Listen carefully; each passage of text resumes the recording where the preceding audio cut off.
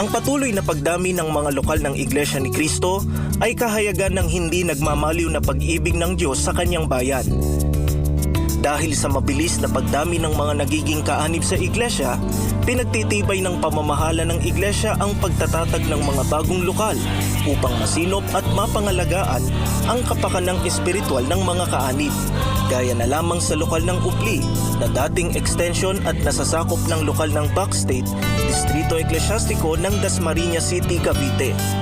Sa atas ng tagapamahalang pangkalahatan, ang kapatid na Eduardo V. Manalo, pinangunahan ng kapatid na Jerry Purificacion, ministro ng Ebanghelyo, ang unang pagsamba sa bagong tatag na lokal ng Upli.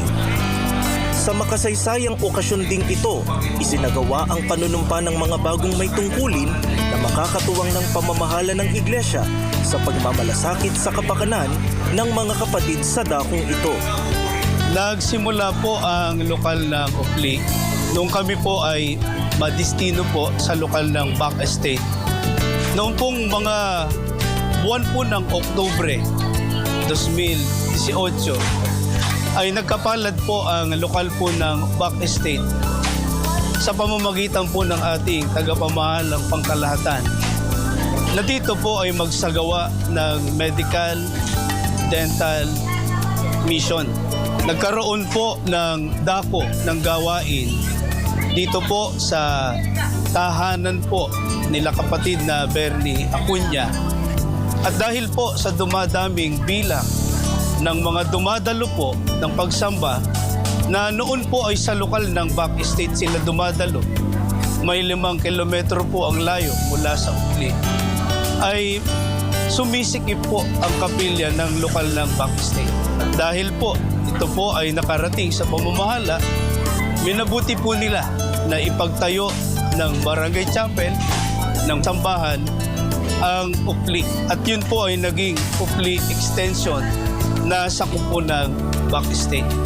Ipinahayag din sa amin ni kapatid na Emiliano Acuña, isang may tungkulin sa lokal, kung paano nila nadama ang pagmamahal sa kanila ng pamamahala ng iglesia sa dakong ito.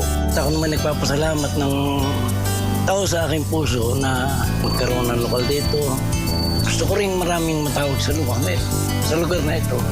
Dahil nung unang mga araw, kami lang ang pamilyang iglesia rito. Pagka pala Panginoon kasi nagpasya, unang imposible. Maraming bagay yung dapat akong pagpasalamat. Una, yung ako ay lalong nadagdagan ang pananampalataya. Tumibay ako sa loob ng iglesia. Kabilang din sa mga dumalo sa banal na okasyon, ang mga kapatid na nagmalasakit sa lokal ng Upli. Isang mabiyaya po na pagsamba po sa unang taon ng pagsamba.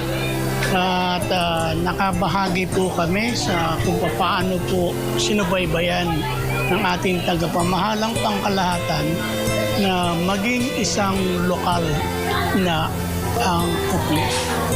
Ito po lahat ay sa kapurihan po ng ating dakilang Ama. Sumasampalataya ang mga kapatid na ang pagtindig ng bagong lokal sa kanilang dako ay kahayagan ng pag-ibig sa kanila ng Panginoong Diyos sa pamamagitan ng pamamahala ng iglesia. Maraming salamat po sa pamamahala. Bagamat malayo po yung dako namin, ay lagi po kaming naalala. Maraming salamat po sa ating tagapamahalang pangkalahatan, ang kapatid na Eduardo B. Manalo. Malayo man po ang aming lugar, damang-dama namin ang kanilang pagmamahal na sa panibagong taon po na ito, nakabiyaya kami ng napakahalaga sa aming buhay. Ipinagpapasalamat po namin sa pamamahala na pinagtibay po nila na ang Upli ay maging lokal para lalo pang masinop ang kapakanan ng paglilingkod ng mga kapatid sa dakong ito. Pangungunahan po ng mga may tungkulin ang lahat ng kapatid para lalo pang may palaganap ang mga salita ng Diyos sa dakong ito para dumami pa ang bilang ng mga kaanib.